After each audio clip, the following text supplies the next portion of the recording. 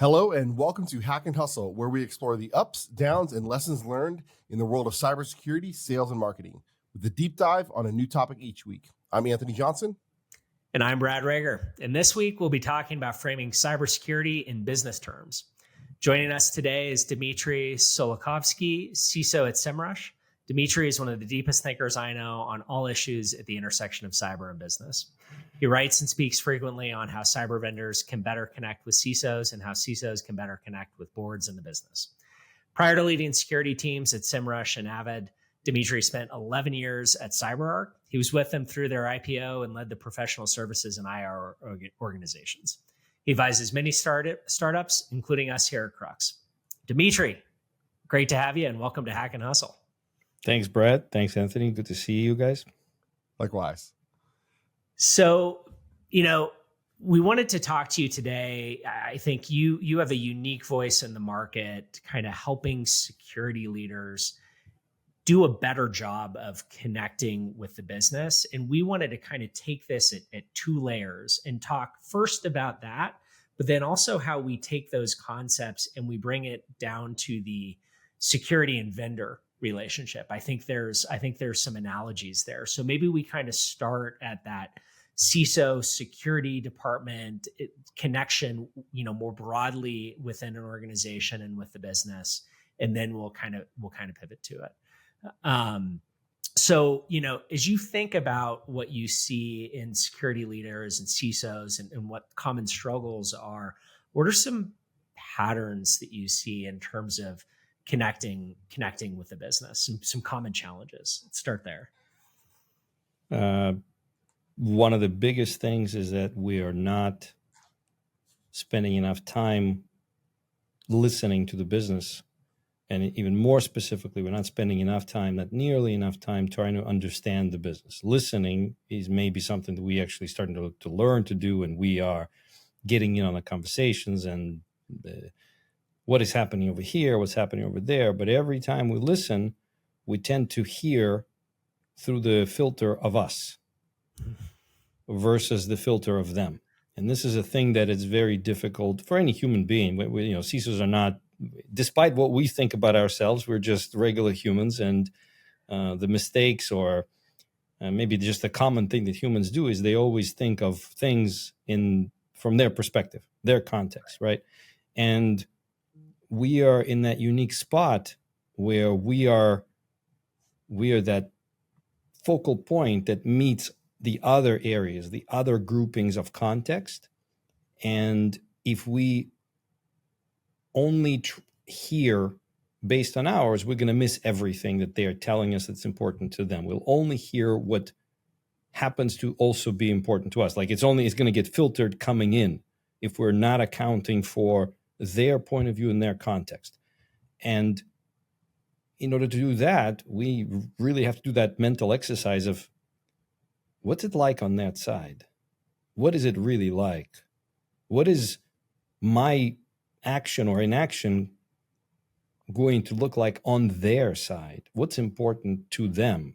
And then when you can place yourself in that mode, sort of actually put that like, I need to understand them. I need to, the proverbial, walk a mile in their shoes, literally put on their shoes and walk that mile. Now, sometimes that means actually getting engaged, getting involved into the deep underside of their business processes, of the flows and things like that. But it definitely starts with the conversation. That first conversation isn't there, I'm the CISO, I'm here to listen to you the way I want to hear you. It's, I'm here to listen to you the way you want to tell me. Dmitry, do you think it's purely just a matter of hubris? Or is it, because like when you have a hammer, everything looks like a nail, right?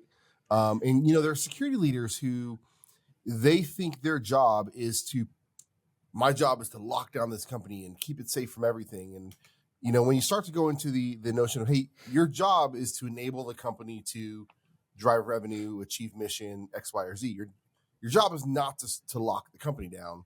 It's hard for them to wrap their heads around that. So is it the ego that won't let them move? Is it just it's so foreign to them because they've never actually owned a P&L? What do you think it is? Great question. For some, it might be ego. But for those people, it would mean that they understood and decided not to, or understood, so they heard, and then they said, nah, it's just not important, or what I have is more important than what you have. I would say those people actually further along. So if it's just hubris, those people don't have much to fix. They've already obtained what they need, and minor adjustment could be from the board, could be from executive leadership, could be from someone. Say, look, I think you're getting it, but what you think is important actually isn't as important as you think it is. So it might, what might be helpful to those is to maintain some recurring mentorship from somewhere higher that isn't purely business and work oriented, but more of, am I thinking about things the right way? This is how I'm thinking about things. And I'm hearing those business leaders tell me things, and this is how I'm thinking. What do you think? Is that even close? And then someone would say, you're hearing them, but you think your stuff is more important. Let me tell you what really is important in the company. So sometimes that's what's necessary for the people for whom hubris is the problem. But I would say the vast majority are, for them, it's not hubris. They would love to. They're not at all full of themselves. They know limitations. What they don't know is that they have professional deformation in their thinking that they have to recognize as something they have. And then it becomes a strength. But until then, it's a weakness. The fact that we have this professional deformation, the fact that we are more anxious, all the stuff that we carry around, oh my God, it's going to happen. What's going to happen? This thing is going to happen. And actually concentrating on what is important. Anthony, you nailed it. What's important to the business. It's not being hacked. That ship has sailed. It's making sure that we survive the hacking so that the business can continue making money. That's the priority. So I'd say it's like 90-10. 10% hubris, easily fixed. 90% deeper issues, which can also be fixed, but takes a little bit more work. Yeah, I have a thesis on that. I want to run by you. Well, I think that there are some people that are just naturally good listeners, and they're wired that way, and the empathy runs deep in their veins, and they're just really good at it. I also think a lot of people that are drawn to very technical engineering oriented jobs don't tend to have that as naturally and innately in a lot of instances. And I think that a lot of the jobs to be done as a more junior person in security don't necessarily require that or reward that as much as some other jobs. Like I'm actually not a person that's naturally wired as a great listener, but I was a consultant for a decade, and it beat the crap out of me because when I couldn't listen to my boss or I couldn't listen to my clients, I got my ass handed to me in reviews, right? And it made me a better listener. It made me more empathetic. It made me be able to see the world from other people's perspectives in ways that I just wasn't naturally good at. And I wonder if partly we have like a career development, not career pathing, but like it's not a skill that we reward and nurture in security teams. And then you end up in this job where selling is actually a big fucking part of the job. And you're just not that good at the listening and connecting and understanding piece of it. Like, am I onto something there? 40% of technology industry is neurodivergent, comparing to about 20% of the regular sort of typical populace out there. So we're in our industry, the chance of us being neurodivergent is twice as high as in a person walking down the street. We have to recognize that. So to your point, some of us, many of us, are just not good at it. Some genetically, some behaviorally, some just a mix of upbringing and things like that. So yes, that might be the case. Recognition of that, or recognition of generally your strengths and weaknesses, I feel like is a thing that is required as you move up the management ranks. If you are unable to self-assess, if you're not self-aware enough, you becoming a VP or SVP or getting up to that level is more luck than like you're almost like you're lucky you got that high, even though you don't have these things. And I think and hopefully, podcasts like this and general and the work we do and all the other conversations we have at every conference we meet, identification of these gaps as a guarantee, pretty much a guarantee for most of us. And as a result, the necessity of documenting them for yourself. Like, Brad, to your point, what am I good at? What am I bad at? And are these the things I'm good or bad at? And if I'm bad at them, what can I do to improve? And if I can't, maybe I'm not the person to do the talking. And perhaps instead of being the CISO talking to business, you need to be a CISO hiring someone who can do the talking to business and then have him do the translation for you. This is not a killer. This is just something to understand and work around. Yeah, it's part of the tool set, right? I think it becomes part of, there are some people who are really good at taking a and I call them like a Rosetta Stone, right? They can take the super technical geeky thing and they can tell the story and get that over. And then the listeners actually, they get it, right? Out of the peers and the people that who do this really, really well, what makes them stand out? Is it that they actually spend time trying to learn how to tell a story, or are they naturally at it? Because you see people on both sides. Some people just naturally do it. And then for the people who aren't so naturally gifted at it, how can they get better at it? What do you think? Well, some are better at it. Just lucky sons of... They're just lucky. What you can do by looking at them is seeing what recurring toolkit thingies they use to translate. Like, oh, this was, you listen to them and say, wow, my light just went off. I didn't move for a while. So they listen.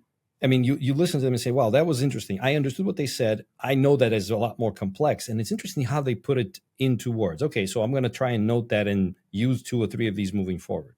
But you can't rely on those people as your guide for how do I become better. So, Anthony, to your question, actually just very recently, I try to put together a guide for my team, for my managers, the ones reporting to me, on how to build a good story.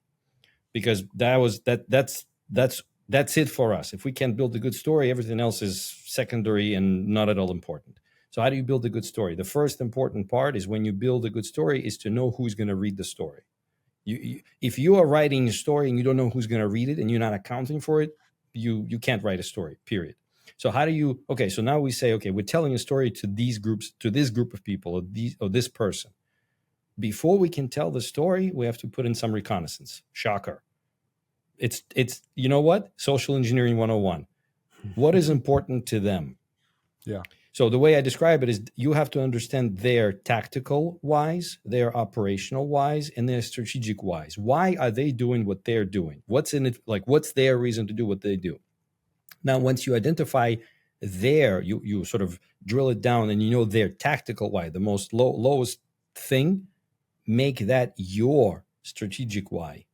And then build backwards from that into operational why and tactical why. Now, your story is how you get from your tactical why to your strategic why, which just happens to be their tactical why. You're telling the story of how whatever it is you're going to do is going to help them do their smallest thing.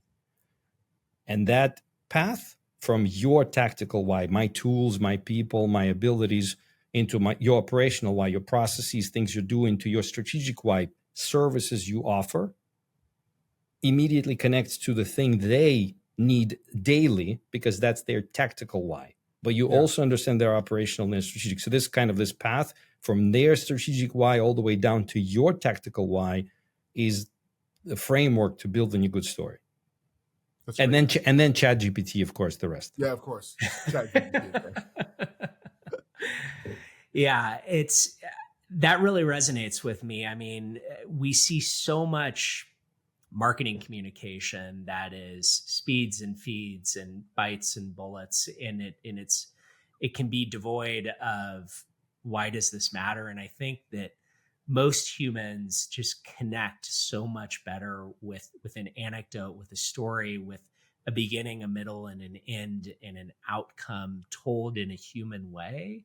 There's always going to be a time for proof and data and analytics, but that's typically not where you need to start. And to your point, Dmitry, starting with an understanding and in an empathy and the ability to engage with somebody in a genuine way on what's important to them just is so foundational, yet so commonly stepped by. We all think when what we we do. talk, we all think that when we talk, we listen and we hear. We don't. And that's a mistake that all humans make. Some understand it, most don't. So again, I feel like it's on us, as usual. It's on CISOs to come up with common things and make them reality. You have to listen, you have to hear, and then use that to build your story consciously as a step-by-step item. And one quick hint on ChatGPT: always ask it to give you a story in 9th or 10th grade reading level, because then you get basic enough stories that can work pretty much anywhere. Nice. That's a good hack. There's this thought exercise I often do, and I talk about with security leaders, and it gets into this notion of them getting closer to the business. And this is the example I'd like you to just poke on it a little bit. Is that if there was a genie, take any company in the world, but a genie popped up and went to their board and said, if you turn off every security tool, tomorrow your company will make $50 billion. Every board of directors, I believe, is going to have the conversation, right? Whether they do it or not, it really comes down to what I find interesting is, would the security leader be invited to the conversation or not, right? What do you think about that, right? Because I mean, there are some security leaders, they feel like they should be there. The board would have this genie that pops up and they would say, we're not going to have Sarah come to the meeting. We know what Sarah's going to say. We're going to go our own way, right? How do security leaders get to be the one that gets invited to that genie call? By not talking about controls and protection, which is, I think we started the conversation. You nailed it. In many ways, CISOs and security teams are continuously working to make themselves obsolete. And that's the goal. When we can make ourselves obsolete, we've done our job. If we can make the business so in control of what they do, if the business knows exactly what it needs to get things done, and they can technologically confirm that only that happens and nothing else, business is secure. Business does not need security. In which case, genie can pop up all at once and nothing is going to change, because the business doesn't have any security controls in place. Business simply operates perfectly. Perfectly operating business does not need security. Security isn't there to secure. Security there is to, like I've heard this somewhere, CIOs dream things up and then security cleans them up.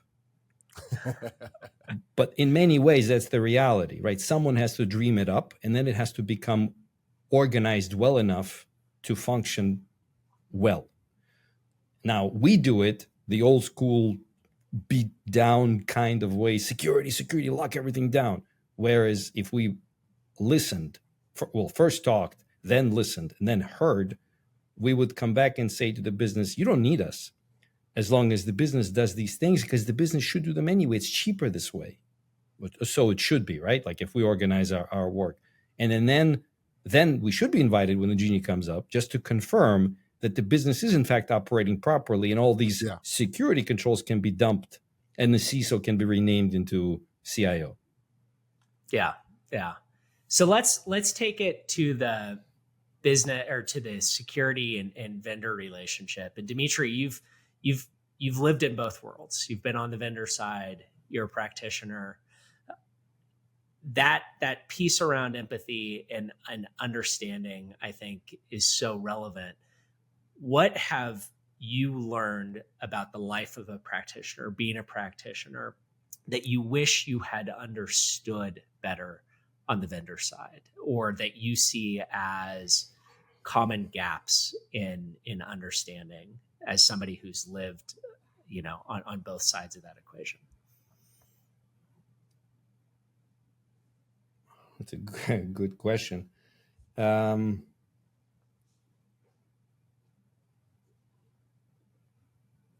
Whether we can do something or not isn't dependent on whether we have money or not. I think that probably the biggest thing. Most of the time, whether we can do something or not is dependent on how well we organized our work, how well we organized our resources, how in control of processes within ourselves we are, how mature we are in handling the daily flow. That is the main thing that slows down or sometimes stops a vendor selection, a vendor purchase. At least that's how it's been for me. A vendor always comes in, you got a problem, you got to fix it. Yeah, I know I got a problem. Yeah, I know I got to fix it. But I also have 14 other problems. And even though this one might seem like the most important one to you because, or at least so you say by bringing all this data and all these research papers and everything else to the sale, we're just not mature enough, or our processes may not support us being able to pivot into this area right now today. And this understanding that it's kind of similar to doctors. You got a doctor that does the thing that, I don't know, your joints, but there isn't a holistic, or now they're actually starting to pop up, but the holistic approach to health is really where decisions are going to be made or need to be made. In fact, and this is something I try to teach the vendors, sometimes it's better for the vendor to say, no, not now, because if I push now and get you to buy now, it's going to be dead weight and never come up, and I'll never become alive enough to actually bring value. And many vendors don't stop there. Is that what vendors should be doing then? Doing more broader education about the problem space, the ecosystem, as opposed to pushing? Because it's tough, right? You're a vendor, you've raised a bunch of money, the board says you have to hit this, and you go back to them and say, well, we're going to do a lot of thought leadership and wait, we're going to build it and they will come, right?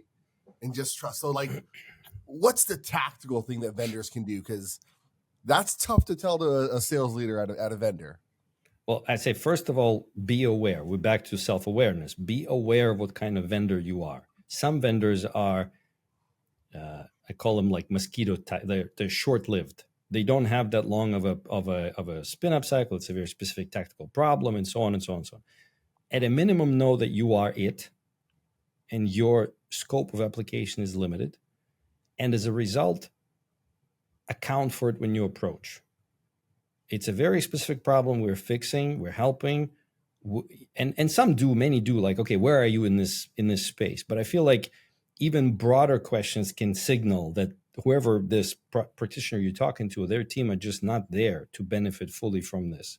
And for sure, if you note this early in your sales process, you put it in a long-term pipeline. What many do is they beat it until it's dead, and it's dead in their pipeline, whether they close it or not.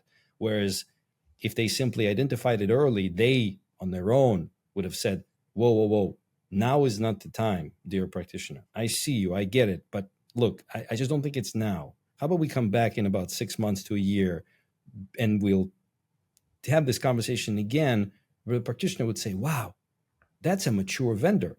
They understand. Now I get, Anthony, I get it, right? That's a tough one to say, like, oh, you didn't go all the way to this in this one. I think that's actually like ethics and morals of that particular salesperson. And what we are trying to do, again, is try and propagate that awareness. And it's not always about the sale. And I know you are trying to sell, but it would be much more beneficial for you both with me and with what I say about you and your company if you approach it more cautiously and with this understanding. And it don't also push. Helps to build that long-term relationship between the seller, the seller, and the buyer, right? Because this probably won't be their only cyber vendor that they ever work at. Right. And that becomes a trust and credibility thing. You said earlier, Anthony, that it's hammers seeking nails, and I think that is the case for 99% of cybersecurity vendors. They solve a particular problem, a particular need state, and their job is to go find every particular company and security team that may have that problem. It seems like where the foot fault is when that goes from discovering whether you have a problem to convincing you that you do have a problem and it needs to be the top of your list. And maybe that's the trap that folks fall into. Or are pushed into, or are pushed by their and there's a leadership. whole incentive structure that drives that, right? And I think to some degree a conventional wisdom that drives that as well. That can be pretty dangerous. Any other thoughts on that front, Dmitry, in terms of how vendors can navigate that conversation to build trust and build empathy and build understanding? What have you seen the best people do from your perspective? Build relationships by telling good stories after listening and understanding the person you're talking to. And these people move from vendor to vendor, bringing their whole virtual, call them whatever you want to call them, pipelines ready to go of people that trust them. And when they move to the next place, they don't have to work too hard to reestablish all those connections and then say, look, I am in a new place.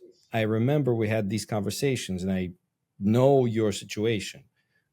And now remembering there's this thing in this particular vendor has this thing where, right? Like that's a very different conversation than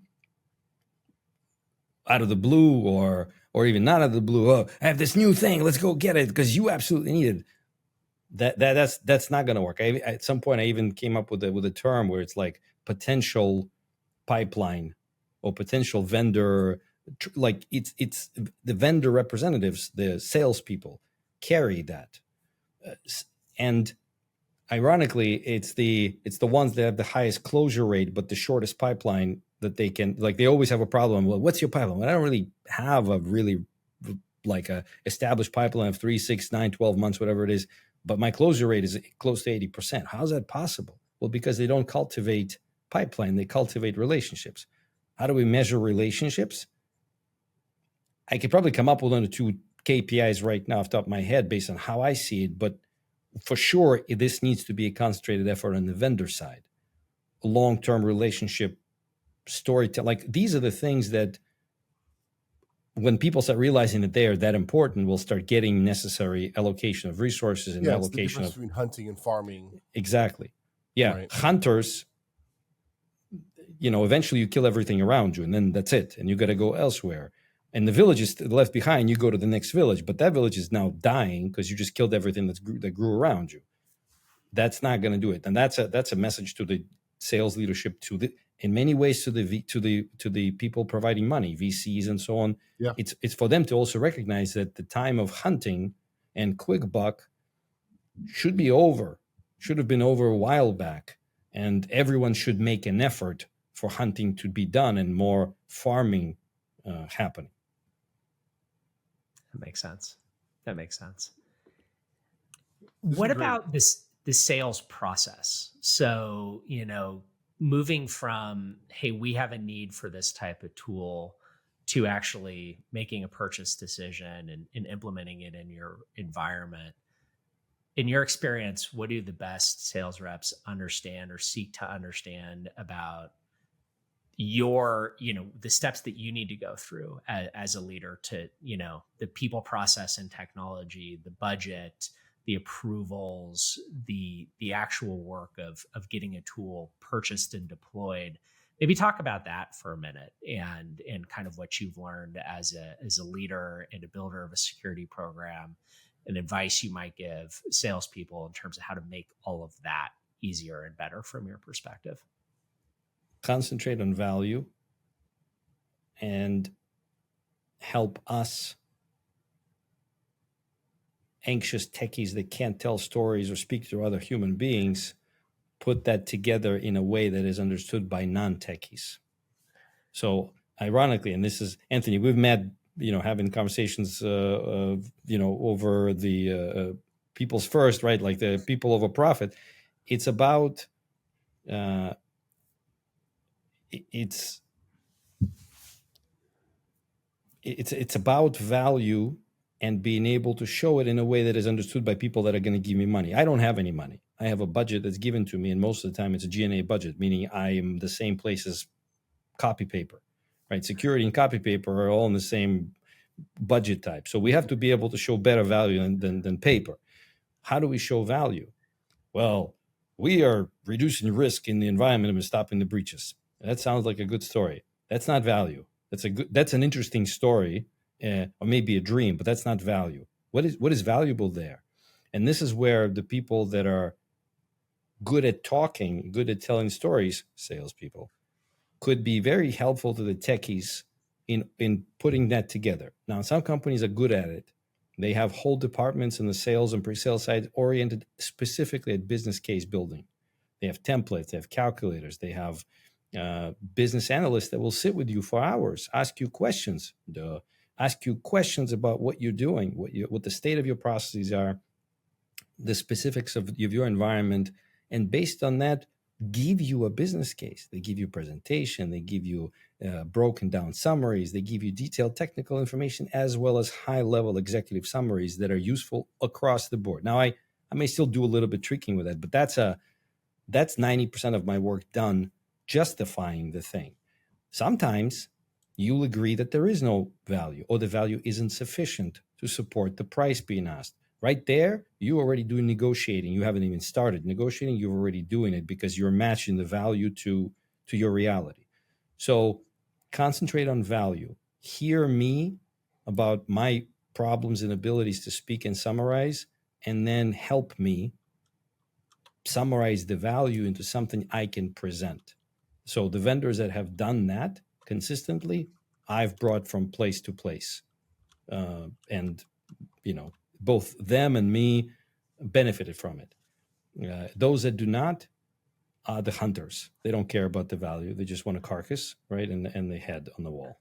I think what's interesting, right, is that this last bit of conversation isn't actually about ROI and value of a specific product.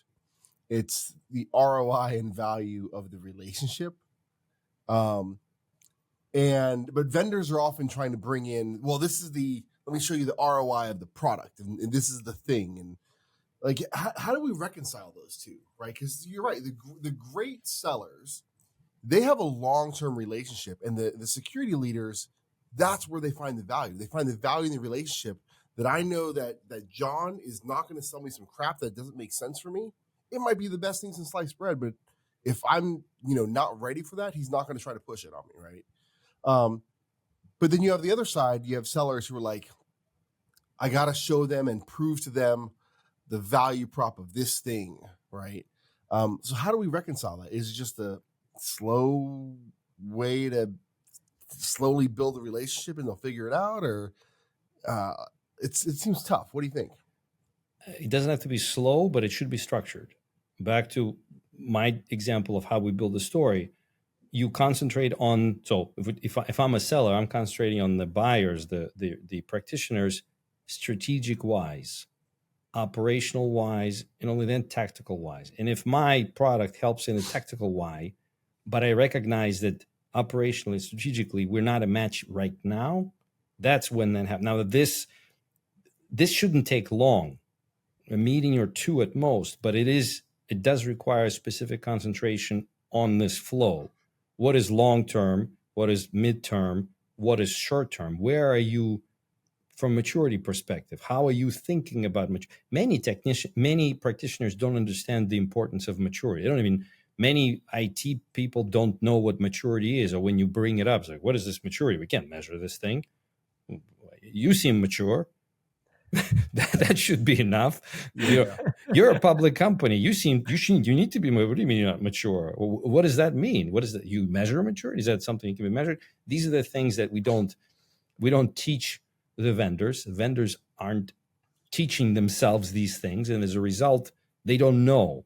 It's not that difficult or complex. It's just a matter of knowing and then being self-aware enough and in control of the process enough to flow through it. And that requires as a vendor, how do you get the time and credibility to be taught that? I think that's one of the challenges is, there's 4,000 security companies there. Everybody's limited on time. What earned you the right to sit down and have that level of strategic conversation and back and forth and dialogue? Relationships. There isn't that much now. And we talked about this, like, how do you get close enough to be able to have that conversation? Yeah. You could start in your very first communication mentioning that. It shouldn't take that long to say, I understand you have strategic priorities. I understand your business has strategic priorities. Sometimes you get the cold call. Hey, can I have you? I just need 15 seconds, 30 seconds. But in those 30 seconds, you can talk about how your product is amazing. Or in those 30 seconds, you can ask me some very deep, pointed questions. And at that moment, I'm going to remember you either as a person who found my personal number, I don't know where, and is now trying to shove something down my throat, or I can remember you as a person that called, put in the effort to find my information, but didn't waste it. They called with the deepest possible thoughts, and they were interested in what I had to say, not in what they have to tell me. So your percentages will go up 10, 20-fold just from cold calling. Whatever method you use, if you start by, hey, I'm me and we are this thing and this thing is going to be amazing in your thing, so you should get us, versus tell me about your problems. Tell me about really difficult things. I know these things are difficult for everyone else. How are they for you? I've seen some of these conversations. In fact, if you do a little bit awesome, back to social engineering, if you do a little bit of research and you see where we interconnect, you could use any one of them to make that initial entry into the deep part of the pool. But everyone is afraid to step in a deep part of the pool. And that's where the most interesting stuff happens.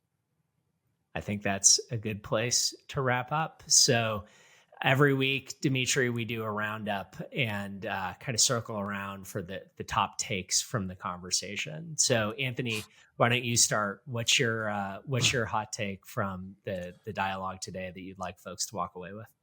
There's so many different things of whether it's not hubris or ignorance or I think the fundamental thing is just understanding, especially for sellers, that this is a long-term game and building actual relationships that are going to just transcend the one company they're with. And that just, I think if they do that and they listen, I think that's the big takeaway. All right, Dmitry, what about you? Well, that right there, I would say, it's you're not in it. It's not a job. It shouldn't be a job. It's a career. Think of it as a career. And in the career, it's about relationships. Everything is about relationships and understanding the other person before you bring your part to it. So I think that's probably the cornerstone of everything here. I think for me, I love where we ended in that idea of the deep end of the pool. And it can take some courage to want to go swim in the deep end of the pool, particularly when everybody around you is in the shallow end and everybody's got the playbooks and the sequences and the collateral and the ability to say, you know what, I'm going to kind of go in a different direction here and play this out differently. I think requires some courage, requires some skills, and but I think it's worth it, and it's how you do it in the competitive world that we live in. So, and listening to podcasts awesome. Like this will definitely help you prepare to go in the deep end of the pool. Dmitry, thank you for being with us today. This was awesome. Absolutely. Thank you, guys. As always, Hack and Hustle is brought to you by Crux, the talent marketplace for cybersecurity. And Delve Risk, the intelligence platform for cybersecurity, sales, and marketing. If you have questions you'd like us to answer or topics you think we should cover, drop us a line at pod@crux.so, and we will see you next week.